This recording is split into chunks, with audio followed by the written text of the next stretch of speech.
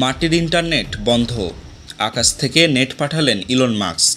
ইরানের সরকার যখন হঠাৎ করেই দেশের ইন্টারনেট সংযোগ বিচ্ছিন্ন করে দেয়, তখনই প্রযুক্তির এই জাদুকর চালু করলেন স্টারলিংক।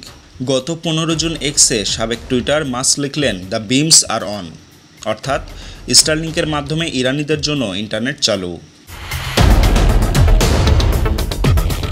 শুক্রবার ইরান সরকারের এই সংযোগ বিচ্ছেদের সিদ্ধান্ত আসে দেশজুড়ে চলমান উত্তেজনার মধ্যে। ইসরায়েলের সাম্প্রতিক ক্ষেপণাস্ত্র হামলায় তছনছ হয় দেশটির পারমাণবিক স্থাপনা ও ক্ষমতাধর ব্যক্তিদের বাসভবন। এতে বিক্ষোভের আশঙ্কায় ইন্টারনেট বন্ধ করে দেয় সরকার। ওয়াশিংটন টাইমস জানায়, মানুষ যেন বাইরের দুনিয়া থেকে সম্পূর্ণ বিচ্ছিন্ন হয়ে পড়ে।